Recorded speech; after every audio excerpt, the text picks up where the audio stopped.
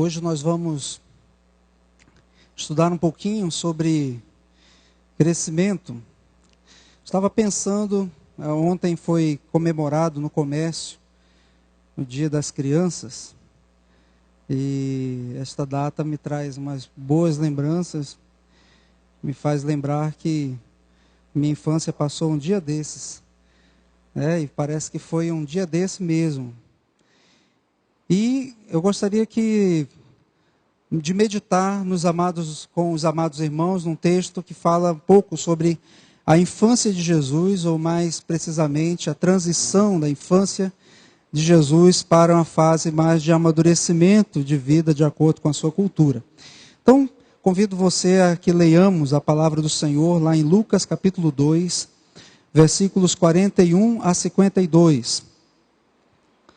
Lucas 2, de 41 a 52. O texto também será projetado, mas se você trouxe sua Bíblia, você pode abri-la para que leiamos essa passagem. Lucas capítulo 2, versículo 41 a 52.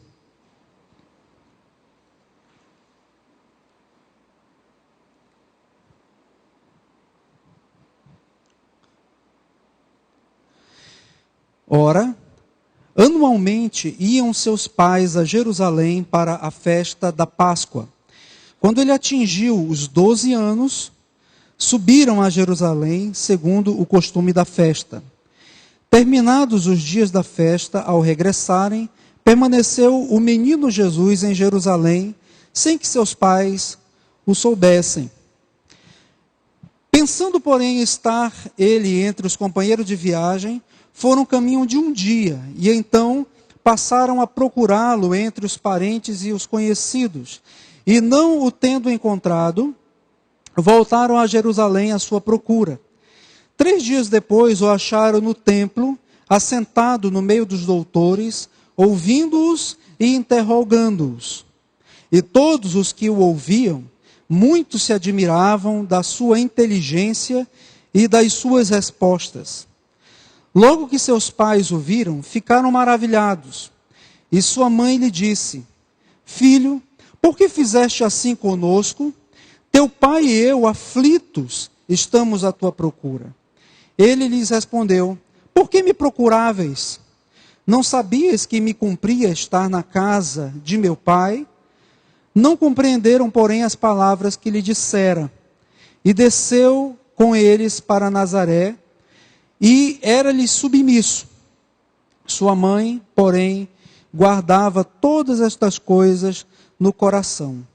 Crescia Jesus em sabedoria, estatura e graça diante de Deus e dos homens. Mais uma vez, convido você a que oremos ao Senhor.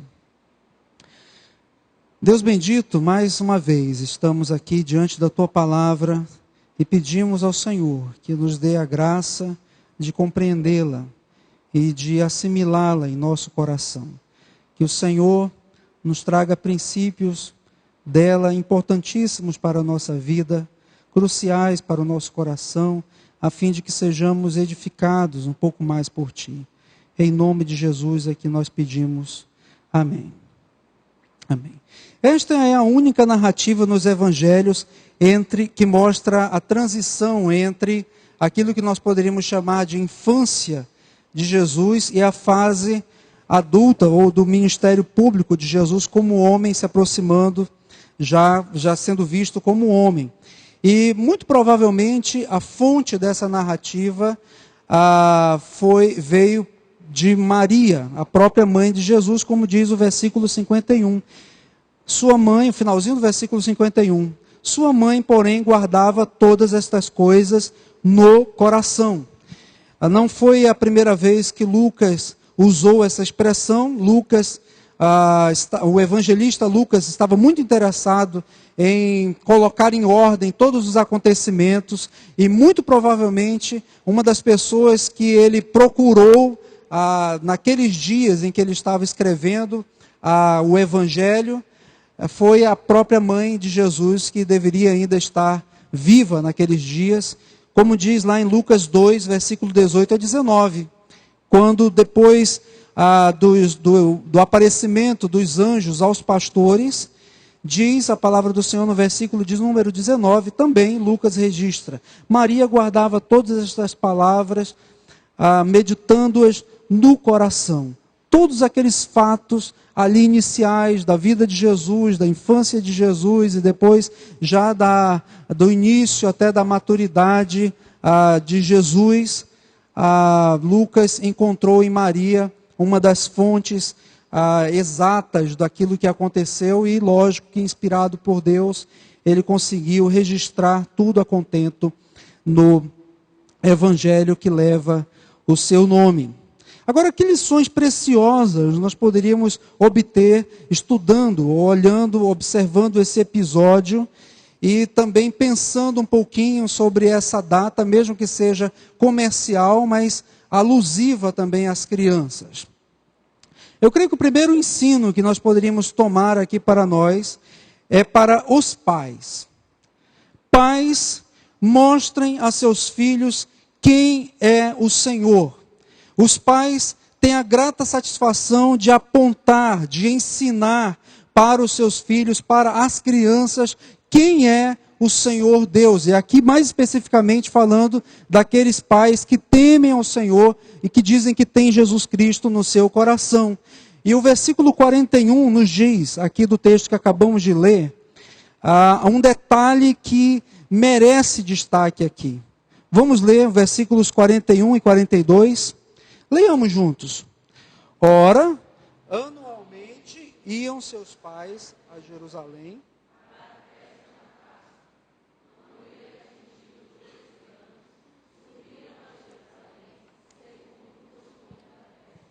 Eles moravam em Nazaré, mas observavam atentamente o que dizia a lei do Senhor. Lá em Deuteronômio 16, versículos 16 e 17, a lei do Senhor dizia: 3 vezes no ano, todo varão entre ti aparecerá perante o Senhor teu Deus no lugar que escolher, na festa dos pães ázimos, que era a Páscoa, na festa das semanas e na festa dos tabernáculos. Porém não aparecerá de mãos vazias perante o Senhor. Cada um oferecerá na proporção em que possa dar, segundo a bênção que o Senhor seu Deus lhe houver concedido. Depois da dispersão, período conhecido como diáspora, por causa da distância, muitos se sentiam impedidos de comparecer durante as 3 festas em Jerusalém, e houve uma orientação para que eles escolhessem pelo menos uma das festas e comparecerem, principalmente esses judeus que estavam na dispersão. E aqui mostra a observância da família de Jesus, de seus pais, em se fazerem presentes, como que de costume, como disse o versículo 41 que lemos. Anualmente seus pais iam a Jerusalém. Então eles escolheram a festa dos pães ázimos, ou a festa da Páscoa, para ser aquele momento em que eles estariam obedecendo à lei do Senhor e indo até a cidade de Jerusalém prestar sacrifícios a Deus. E os seus pais mostravam isso como um estilo de vida. Não era apenas circunstancial, mas era algo proposital. Sempre eles faziam isto, como lá em Lucas 2, 22 a 24, nós podemos observar nesse texto também que eles cumpriam aquilo que estava prescrito na lei de Moisés. Passados os dias da purificação deles, segundo a lei de Moisés, levaram-no a Jerusalém para o apresentarem ao Senhor. Conforme está escrito na lei do Senhor, todo primogênito ao Senhor será consagrado, e para oferecer um sacrifício segundo o que está escrito na referida lei, um par de rola ou 2 pombinhos. E novamente, o texto de Levítico poderia ser exemplificado aqui como a base para o cumprimento daquilo que eles estavam fazendo. Lá em Levítico 12, de 1 a 4, disse mais o Senhor a Moisés: fala aos filhos de Israel, se uma mulher conceber e tiver um menino, será imunda 7 dias, como nos dias da sua menstruação será imunda. E no 8º dia se circuncidará o menino na carne do seu prepúcio, depois ficará ela 33 dias a purificar-se do seu sangue, nenhuma coisa santa tocará, nem entrará no santuário até que se cumpra os dias da sua purificação. E aí Lucas diz, passados os dias dessa purificação, segundo a lei de Moisés. Então, eles eram pais que observavam atentamente o que estava escrito na lei do Senhor e procuravam cumpri-la, procuravam obedecê-la, procuravam mostrar ao seu filho que eles eram tementes a Deus, não apenas de boca, de palavra, mas também as suas práticas, as suas atitudes demonstravam isto. Eles queriam ensinar a Jesus que eles amavam a lei do Senhor e que eles procuravam obedecer e cumprir aquele mandamento do Senhor como algo prioritário na vida da família. Lá em Deuteronômio 6, versículos 6 e 7, nós encontramos a exortação aqui na palavra do Senhor sobre a responsabilidade dos pais para com os filhos na observância da lei do Senhor. Estas palavras que hoje te ordeno estarão no teu coração. Tu as inculcarás a teus filhos, e delas falarás assentado em tua casa, e andando pelo caminho, e ao deitar-te, e ao levantar-te. Eles não deveriam, então, apenas dizer de boca que serviam ao Senhor, e nem tão somente estar dispostos a dar conselhos à luz da palavra do Senhor, do tipo, faça o que eu digo, faça o que a palavra fala, mas não necessariamente o que eu faço ou o que eu digo. Não, eles com as atitudes que eles tinham, de observar e de dizer, bom, nós estamos aqui em Nazaré, mas nós vamos subir até Jerusalém. E a criança poderia perguntar nos primeiros dias, nos primeiros momentos em que a consciência começava a ser despertada, papai, o que nós vamos fazer em Jerusalém? Nós vamos prestar culto ao Senhor. Papai está indo, porque nós vamos participar da festa anual da Páscoa. Porque nós observamos o que está prescrito na lei do Senhor. Nós olhamos aquilo que a palavra de Deus diz para nós como regra de fé e de conduta, de prática de vida. Então eles iam e Jesus via na prática de seus pais que não era apenas o que eles falavam, mas o que eles faziam, que atestavam e que davam autoridade ao que eles falavam.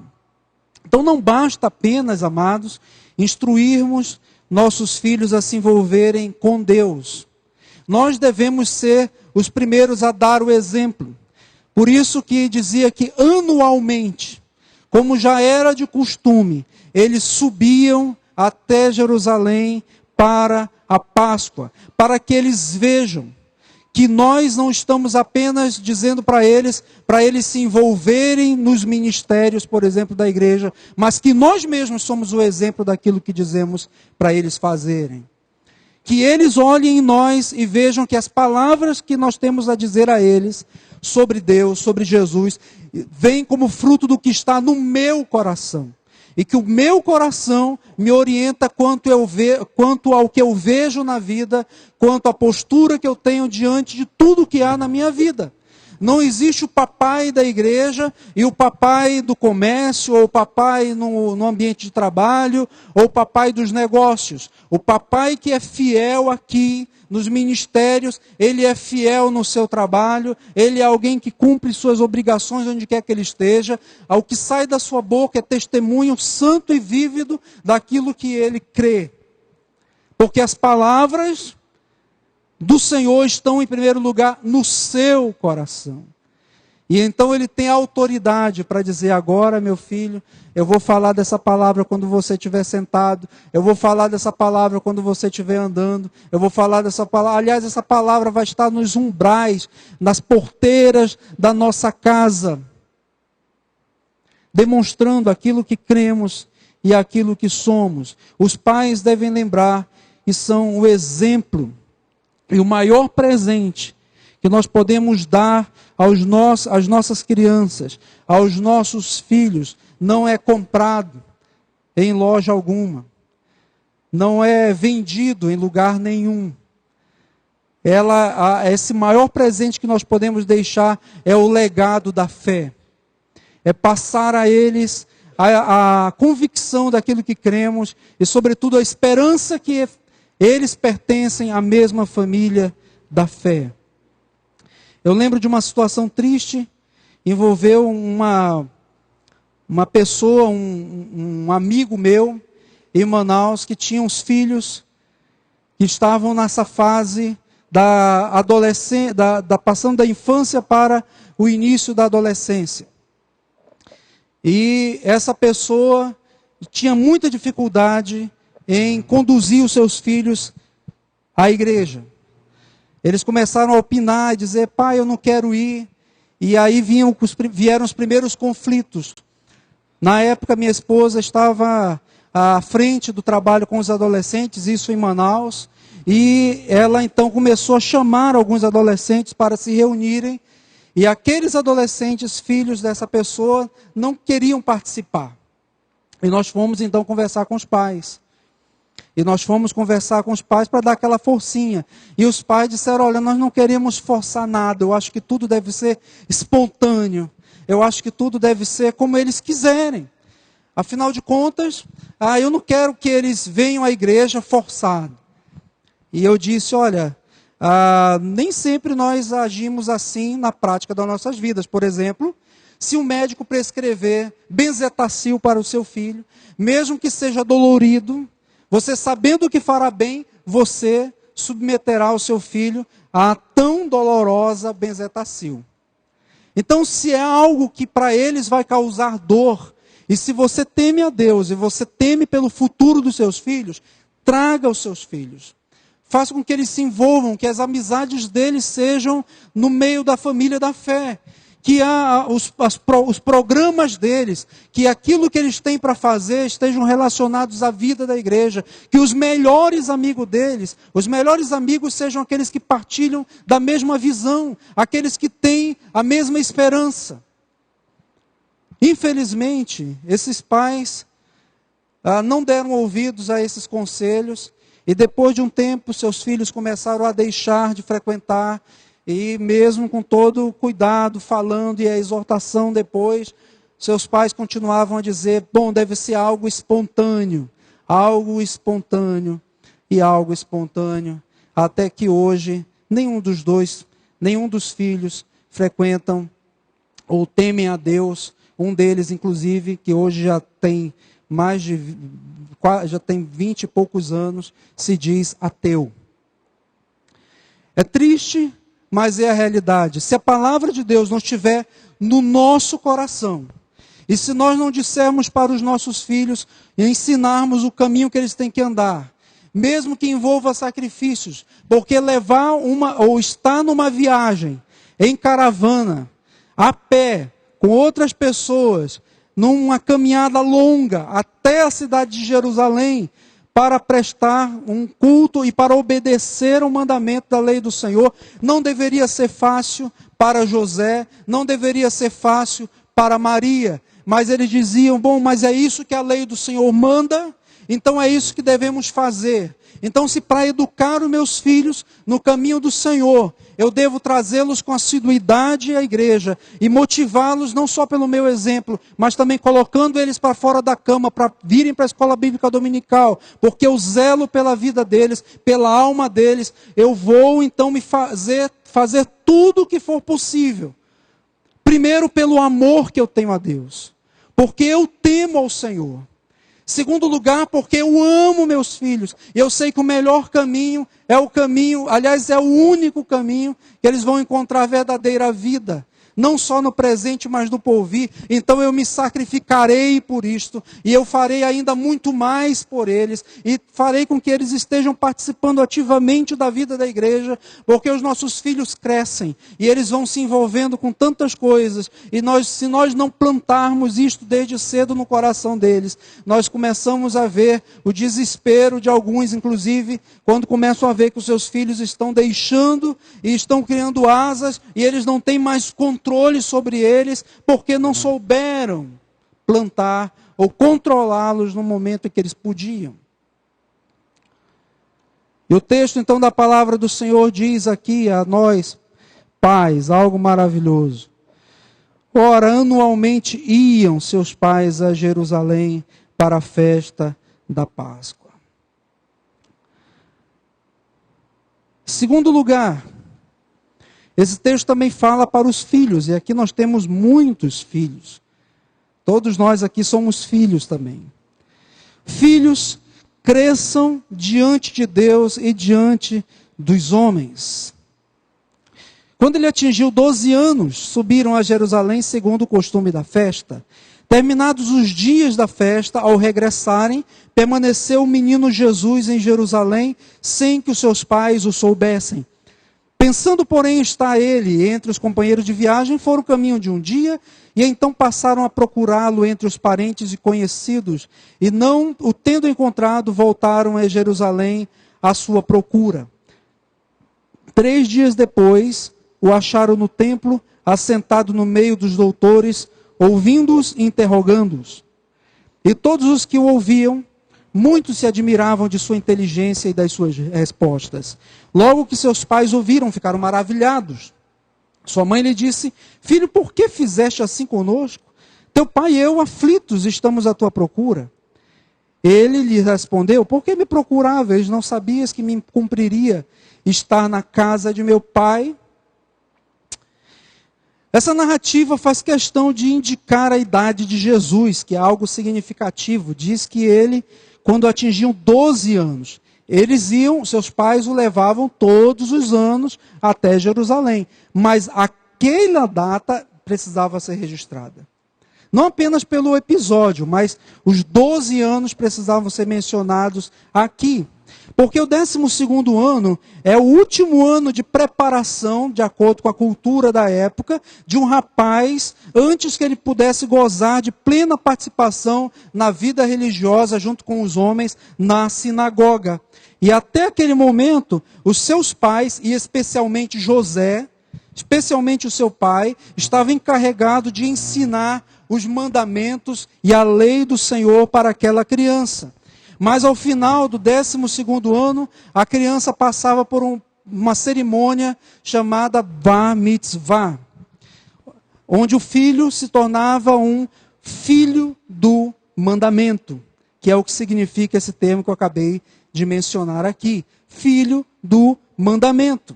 Então era uma transição, era um ritual de passagem, um ritual de transição da fase da infância para a fase de um amadurecimento. E justamente neste ponto crucial na vida de todo menino judeu, Jesus quis demonstrar também para todas as pessoas que ali não se tratava de um mero Bar Mitzvah, ou de uma mera formalidade, ou que ele era um filho do mandamento, como qualquer uma outra criança. Ali existia alguém mais, e alguém mais importante, de acordo com a cultura daqueles dias.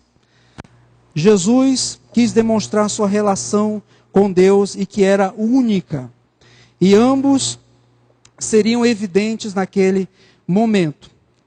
E é preciso explicar algo sobre essa passagem aqui para que nós percebamos que Jesus não agiu de forma irresponsável ou arrogante, porque o próprio texto de Lucas, lá no versículo 51, texto que lemos, diz que ele desceu depois para Nazaré e era-lhes submisso em tudo. Em tudo Jesus era submisso. Mas essas viagens de subida a Jerusalém eram feitas em grupos e caravanas. As famílias não eram tão nucleares como hoje nós temos, eram clãs, famílias, todas que se deslocavam. Então, amigos, parentes, todos se viam, de certa forma, sendo a família de Jesus naquele momento. Os adultos cuidavam das crianças como um todo, e eles subiam até aquele lugar, como diz o versículo 44.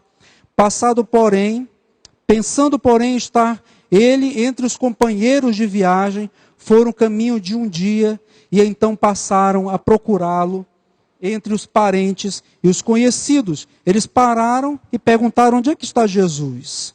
Agora, um detalhe importante. As mulheres, elas viajavam num outro pilotão, vamos dizer assim, diferente dos homens. Os meninos, as crianças, viajavam com suas mães, viajavam com as mulheres.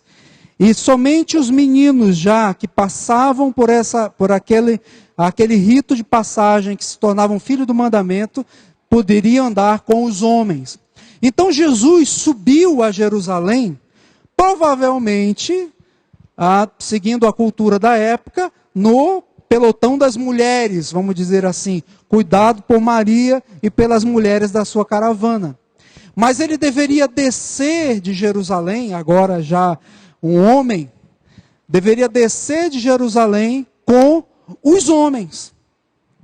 Só que eles ficaram muito tranquilos. José deve ter ficado muito tranquilo, imaginando que Jesus, quando eles saíram de Jerusalém, estava com Maria. E Maria, muito tranquilamente, pensando: bom, Jesus, agora que já é um filho do mandamento, deve estar com os homens. Mas quando eles acamparam, cadê Jesus? Onde está Jesus? Então não foi uma irresponsabilidade dos seus pais, de forma alguma, e Jesus queria ensinar para eles algo mais. O versículo 45 diz então que eles voltaram para Jerusalém imediatamente e passaram a procurar Jesus por toda a cidade. E diz o texto que 3 dias depois, provavelmente 3 dias depois da partida deles para aquele lugar onde eles descobriram que Jesus estava fazendo falta.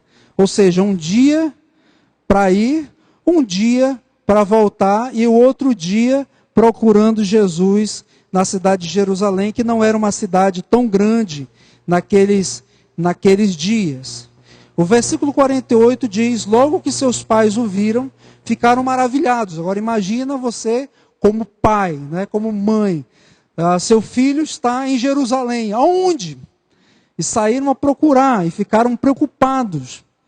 E a sua mãe lhe disse: filho, por que fizeste assim conosco? Teu pai e eu aflitos. Estamos aflitos à tua procura. Nosso coração estava apreensivo sobre o que estava acontecendo com você. E Jesus lhe dá uma resposta que pode até soar grosseiramente. Ele respondeu: por que me procuráveis? Não sabias que me cumpria estar na casa de meu pai? Jesus era também o Filho de Deus. E ele sabia que havia se esvaziado da sua glória, mas ele sabia também que ele não era uma criança tão somente humana.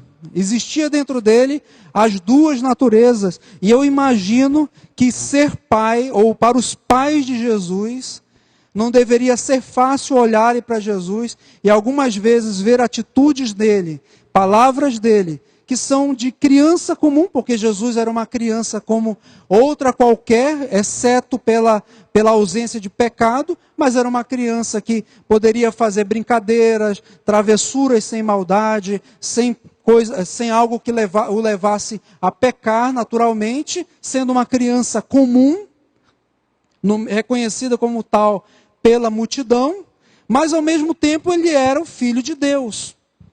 Lá em João 2, 3 e 4, aquele episódio conhecido, acho que da maioria aqui, sobre o casamento, em que Jesus transforma a água em vinho, episódio conhecido como as bodas em Caná da Galileia, diz o versículo 3 de João 2, que tendo acabado o vinho, a mãe de Jesus lhe disse: eles não têm mais vinho. Muito provavelmente ela está pensando aqui, né? Bom, ele é meu filho, mas ele é o Filho de Deus também. Então ele pode fazer alguma coisa. E Jesus então lhe dá uma resposta dizendo: olha, eu sou submisso a você enquanto mãe, mas eu também tenho uma missão muito maior neste mundo. Jesus lhe disse: mulher, que tenho eu contigo? Ainda não me é chegada a hora. Então, a resposta de Jesus ali: por que me procuráveis? Não sabias que me cumpria estar na casa do meu pai? Ou então: mulher, que tenho eu contigo? Exatamente nesses momentos em que Jesus diz: eu sou o filho de vocês, mas eu tenho uma missão maior. Eu sou o filho de Deus. Eu sou aquele que vive desde a eternidade, que não teve um início, que não teve um princípio. Eu sou o eterno gerado e eu estou aqui por um propósito muito importante, que é cumprir a vontade do meu Pai. Então, para os pais de Jesus, algumas pessoas devem realmente olhar para Maria como agraciada de Deus, como a própria palavra de Deus atesta, mas o dia a dia de seus pais na educação, porque eles mesmos deveriam dar o exemplo, deveriam cumprir a lei, deveriam ensinar a lei do Senhor, porque Jesus era uma criança que deveria aprender a lei do Senhor também. Eles deveriam ser o exemplo. Mas ao mesmo tempo Jesus queria mostrar que, ao mesmo tempo, ele não era uma criança comum. E seus pais, então, ao mesmo tempo que deviam ensiná-lo a amar o Senhor e o conhecimento e a sabedoria do Senhor, deveriam estar conscientes de que eles estavam diante do próprio Deus. Agora, encarnado, o Deus Filho está naquele momento que nós conhecemos como o estado de humilhação. Lá em Filipenses 2, versículos 6 e 7, nós encontramos a seguinte instrução da palavra do Senhor. Pois ele, subsistindo em forma de Deus, falando de Jesus Cristo, não julgou como usurpação o ser igual a Deus, antes a si mesmo se esvaziou, assumindo a forma de servo, tornando-se em semelhança de homens e reconhecido em figura humana. Por isso mesmo que Jesus dá uma resposta quando ele é indagado sobre quando seria a sua segunda vinda. Mateus 24, 36. Mas a respeito daquele dia em que haverá a consumação dos séculos e hora, ninguém sabe, nem os anjos no céu, nem o Filho, senão o Pai. Alguém pode dizer assim: mas nem o Filho. O Filho não é onisciente, mas no seu estado de humilhação, ele se esvaziou da sua onisciência para assumir a forma de servo, de maneira que em determinados momentos, Jesus poderia demonstrar profunda sabedoria e inteligência. Afinal de contas, ele não tinha contaminação do pecado, a sua inteligência era tal qual a de Adão, semelhante a de Adão, humanamente falando, antes da queda, e que precisava ser instruído na lei do Senhor, mas ao mesmo tempo ele era o Criador de todas as coisas. É um mistério maravilhoso da parte de Deus. Por isso que eu digo que ser pai de Jesus e ser mãe de Jesus, enquanto muitas mulheres, posso dizer, Maria é exagraciada, deveria ser uma tarefa muito difícil. Mas, no seu estado de humilhação, Jesus fazia perguntas. E o texto afirma que ele crescia em sabedoria. Ele não estava ali para brincar com os escribas e com os mestres da lei, mas para adquirir conhecimento. Então o texto nos diz que ele procurou mestres e se sentou no meio deles. Ele ouviu o que esses mestres estavam dizendo. Ele fez perguntas a esses mestres e ele deu respostas a esses mestres. E as pessoas ficavam então maravilhadas com aquele menino que possuía uma inteligência extraordinária, fora do comum. Mas naquele momento, Jesus estava demonstrando o seu profundo interesse em se apegar à palavra de Deus e procurar conhecer mais da palavra de Deus.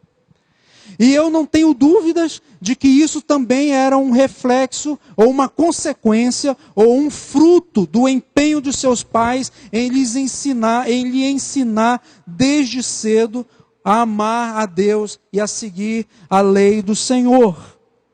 Então, conquanto ele demonstrasse que ele não era uma mera criancinha, ele estava dizendo: eu, agora nos 12 anos que passei para a fase da maturidade de acordo com a cultura. Eu quero demonstrar que, partindo de mim, existe em mim, no meu coração, uma sede pelo conhecimento da palavra do Senhor. E eu procuro então nos mestres, eu procuro então o ensino, e eu procuro amadurecer e demonstrar um amadurecimento, não apenas da minha idade, mas o amadurecimento da minha fé. É interessante que nesse Dia das Crianças, muitas pessoas trocaram suas fotos nas redes de relacionamento, principalmente no Facebook, pela foto de criança. E algumas são fotos muito interessantes, muito interessantes mesmo. Mas há um lado sombrio nessa questão de ser criança. E aí vocês podem ficar achando, tentando descobrir o que é esse lado sombrio. A palavra de Deus nos diz, em 2 textos pelo menos, só para ilustrar aqui em 1 Coríntios 3, de 1 a 2, que as crianças são maravilhosas, tem muitos ensinos que nós temos que aprender com elas, mas no que se diz respeito ao amadurecimento de fé, a crescimento com Deus, nós temos que olhar para esse texto e examinar o nosso coração. Eu, porém, irmãos, não vos pude falar como a espirituais, e sim como a carnais, como a crianças em Cristo. Leite vos dei de beber, não vos dei alimento sólido, porque ainda não podíeis suportá-lo, nem ainda agora podeis, porque ainda sois carnais. Aqui, a igreja de Corinto, Paulo diz que eles são carnais porque são crianças em Cristo. Eles deveriam ter crescido na fé, amadurecido na fé, buscado esse conhecimento nas Escrituras do Senhor, amado a lei do Senhor, mas eles permaneciam criança. O que Jesus estava demonstrando ali naquele momento também era, se eu estou passando para a fase de maturidade, eu quero que vocês vejam em mim, que o que eu aprendi de meus pais, eu quero desenvolver ainda muito mais agora por mim mesmo. Me apegando à lei do Senhor, me cercando de pessoas que possam me instruir melhor.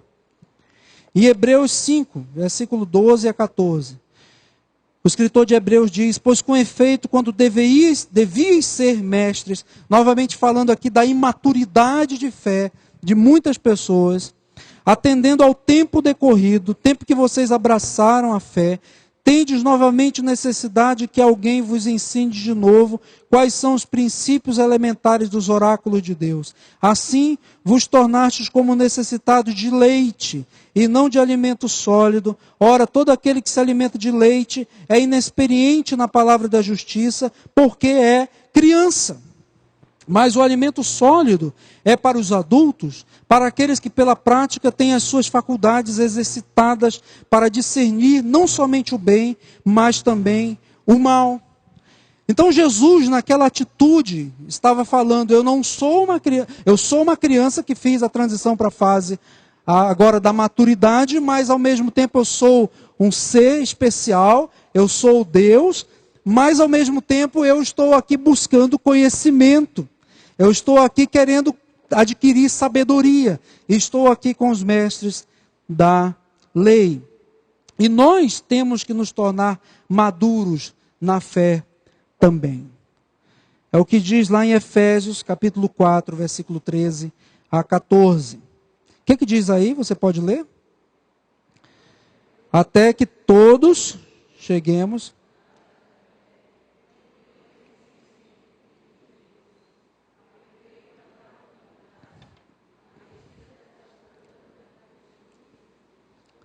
E não mais sejamos como...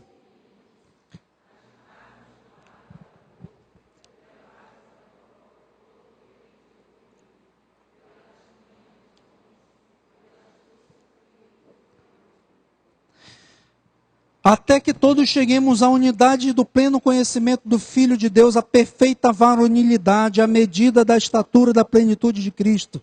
Então o que Paulo está dizendo é, você não pode se contentar com leitinho espiritual, você tem que desenvolver mais e mais. Para os pais, quem vai imprimir esse desejo pelo alimento sólido somos nós, pais, nas nossas crianças. Nós é que vamos colocar para eles, vamos imprimir neles esse desejo por conhecer a Deus mais e mais. A responsabilidade é nossa como pais em fazer isto. E José e Maria fizeram isto tão bem com Jesus, que exatamente naquele momento, ao completar 12 anos, ele então faz algo para chamar a atenção de seus pais. E sobretudo para demonstrar aos seus discípulos no futuro, inclusive para nós hoje, que é preciso buscar o conhecimento e a sabedoria do Senhor. Por isso que no versículo 52, o texto, do nosso texto inicial, diz que Jesus crescia em sabedoria. Crescia no conhecimento e na sabedoria de Deus. Alguém poderia dizer, mas ele não era Deus, ele não conhecia todo. Mas naquele momento ele também era totalmente homem. E ele então buscava dizer, eu não quero ser tido como uma criancinha espiritual, mas como um homem também maduro. Lá em 1 Coríntios 14, 20, Paulo fala da atitude positiva, naturalmente, das crianças, mas naquilo que Jesus mesmo havia falado sobre as crianças. Irmãos, não sejais meninos no juízo. Na malícia, sim. Tem pessoas que às vezes querem ser meninos em todas as coisas.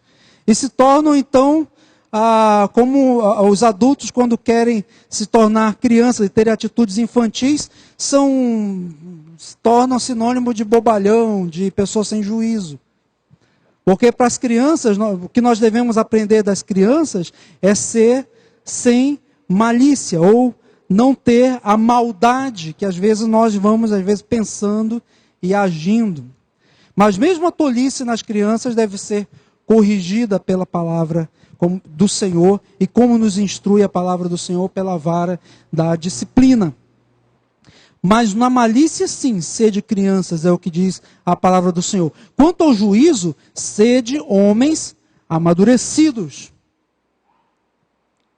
O que nós não podemos, amados, admitir é que pessoas que estão na igreja, ou que se converteram, entregaram sua vida para Jesus, há anos permanecem da mesma maneira, como crianças espirituais, sem se envolverem com nada nas coisas de Deus, sem assumirem diante do Senhor e diante dos homens aquilo que foram chamados para ser. Permanecem ainda como leitinhos, como imaturos na fé. E se o próprio Senhor Jesus mostrou esse desejo e sede pela palavra do Senhor, quanto mais nós. Mas Ele nos dá o exemplo. Finalizando, é importante que observemos como Lucas, ele destaca esse caráter do crescimento. Lucas 1:80 diz, o menino crescia e se fortalecia em espírito, e viveu nos desertos até o dia em que havia de manifestar-se a Israel. Lucas 2, 40 e 52. Crescia o menino e se fortalecia, enchendo-se de sabedoria, e a graça de Deus estava com ele. Novamente, e crescia Jesus em sabedoria, estatura e graça diante de Deus e diante dos homens. Quer dizer, o crescimento dele era natural na estatura, mas a sabedoria e a graça de Deus estavam sobre eles, e ele era alguém tido como alguém que estava crescendo e se desenvolvendo e aparecendo, não apenas diante de Deus, não era como algo secreto que só Deus via, era algo que os homens viam, é algo que os homens se maravilhavam de ver. Jesus se mostrava para aquelas pessoas, e por isso as pessoas estavam vendo ali Jesus diante dos escribas e ficavam atônitos, ficavam surpresos com tamanha inteligência nas suas respostas. E o que Jesus estava fazendo ali, na forma de perguntas e respostas, era um método, usando um método da sua cultura, da cultura judaica, de onde o discípulo pergunta ao mestre e o mestre responde. O discípulo pergunta e o mestre responde. Só que no caso, Jesus também dava algumas respostas para aqueles homens. Mas o ponto de destaque é, ele crescia. O menino crescia. Jesus crescia.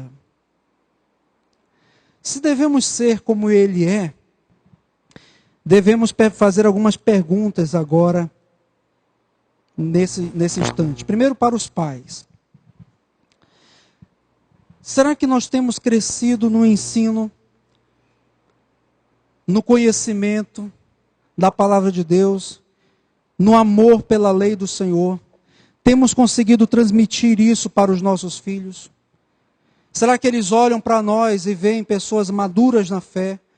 Pessoas que sabem o que são? Ou será que da minha boca em algum momento não sai algum palavrão? A minha atitude em algum momento é descortês com alguém? Ou eles ouvem de mim algo que de repente não deveriam ouvir de um servo do Senhor? Ou eles veem a minha atitude com a minha esposa e dizem assim: papai é assim, mas lá na igreja ele é diferente. Será que eles têm visto em nós a lei do Senhor presente e agindo? Será que nós, como pais, temos pago o preço de trazer os nossos filhos com assiduidade para se envolver? Ou será que nós temos assumido aquela postura? Não, deixa. Como se você levasse seu filho picado por uma cobra no hospital e um médico dissesse: olha, está aqui o soro antiofídico. E aí você sabe que tem que espetar ali com a agulha, e seu filho dissesse: não, eu não quero esse soro, eu não quero. E você vai tomar aquela atitude de dizer assim: bom, doutor, meu filho não quer. Quando ele quiser, eu vou aplicar esse soro. Eu vou fazer o possível para salvar, mas tem que depender dele. Será que você faz isto na prática com relação à fé dos seus filhos?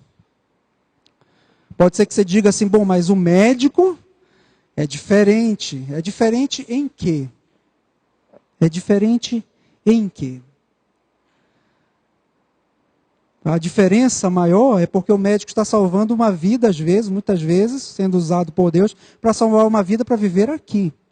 Você pode estar negligente com a vacina e com a instrução que vai salvar o seu filho não apenas nesta vida, mas no futuro e no porvir. Depois não adianta mais lamentar. Pais, temos que ser maduros na fé. Se José e Maria pagavam o preço de subir anualmente, saindo do conforto do seu lar, até a cidade de Jerusalém, para passar 7 dias, num montoeiro de gente, no desconforto da viagem, no sol a pino, e com todas as dificuldades e perigos da viagem, para mostrar o amor para os seus filhos, quanto mais nós, que temos perto deles tão poucos sacrifícios a fazer, a não ser demonstrar com a nossa vida e sentar com eles, ler e orar com eles. Ler a palavra de Deus e orar com eles. E sendo, sobretudo, o exemplo do amor pela lei do Senhor. Segunda pergunta que eu quero deixar agora para os filhos, para todos nós: será que nós temos crescido no conhecimento da lei do Senhor? Ou será que eu estou atrofiado na fé? Há tanto tempo que eu entreguei minha vida para Cristo. Há tanto tempo que eu frequento esta igreja. Eu sou até dizimista há muito tempo. Mas eu não desenvolvo nada. Eu não procuro o conhecimento de Deus. Eu não procuro me aprofundar na palavra do Senhor. Quando eu leio a Bíblia, eu leio alguns versículos e mais como um amuleto ou um horóscopo. Eu vou lá, olho, muito bom. Senhor, obrigado, em nome de Jesus, amém. Ou será que você olha para passagens e medita nela e às vezes você tem dificuldade com alguma delas e você vai procurar ajuda? E eu louvo a Deus porque alguns irmãos também têm procurado a nós, os pastores, às vezes para auxiliar na interpretação de alguns textos que eles estão com dificuldade. Eu louvo a Deus pela vida de alguns irmãos que têm feito isto. Mas nós temos hoje tantos materiais disponíveis que podem cumprir bem também este papel de mestre, e que você pode nos procurar para nós colocarmos na sua mão esse material, para que você se aprofunde, e há tão bons livros que podemos indicar também, para que você conheça e se aprofunde no conhecimento do Senhor. para que você não fique só no leitinho espiritual, só na superficialidade da fé, mas que você seja maduro no conhecimento de Deus. Será que você tem sido hoje uma criança na fé? Nosso desafio é conhecer ao Senhor em profundidade. Eu gostaria de que lêssemos nesse momento o último versículo desta noite, que se encontra em Efésios capítulo 4, versículo 15. Vamos ler juntos? Mas, verdade, em amor.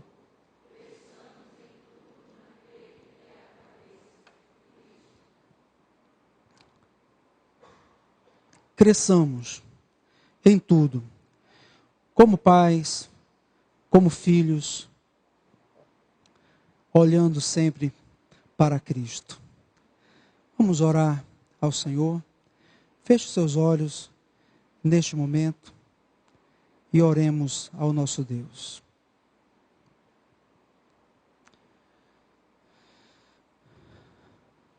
Senhor, muito obrigado pela Tua palavra.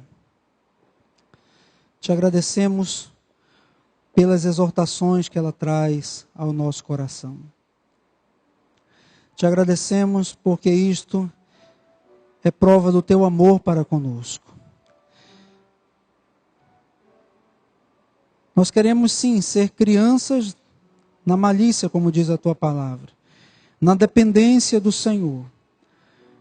Mas, Senhor, que sejamos amadurecidos pelo Senhor em tudo, quer como pais, olhando para as nossas crianças, quer como filhos, olhando para o nosso próprio desenvolvimento, como o Teu Filho mesmo deu o exemplo, de desejo de Te conhecer mais, de Te conhecer em profundidade, de procurar se cercar de mestres, de procurar desenvolver a sua fé, de se envolver com tudo aquilo que tem a ver com Deus. Também queremos orar pelos nossos filhos, Pai, pelas nossas crianças. Eles estão crescendo neste mundo que jaz no maligno, como a Tua palavra diz, com tantos atrativos para lhes afastar do caminho do Senhor. Tem misericórdia de nós como pais, que tenhamos coragem de sermos não amiguinhos dos nossos filhos, mas de sermos pais, educadores, que demonstram com sua vida o exemplo e que estão interessados na salvação da vida deles todos os dias. Que eles vejam em nós atitudes semelhantes a que Jesus viu em seus pais, de fazerem de tudo para que seu filho conhecesse cada vez mais a Tua lei. Que essas palavras da lei do Senhor estejam arraigadas no nosso coração, impressas no nosso coração, marcadas na nossa vida, para que possamos então transmiti-la com fidelidade aos nossos filhos. Tem misericórdia de nós, Senhor. Nós assim Te louvamos e Te agradecemos por tudo aquilo que o Senhor nos demonstrou na Tua palavra esta noite. Que a graça do nosso Senhor e Salvador Jesus Cristo, o amor de Deus, nosso Pai, a comunhão e as consolações do Espírito Santo de Deus estejam sobre nós, irmãos e irmãs, e sobre todo o povo de Deus, agora e para todo sempre. Amém e amém.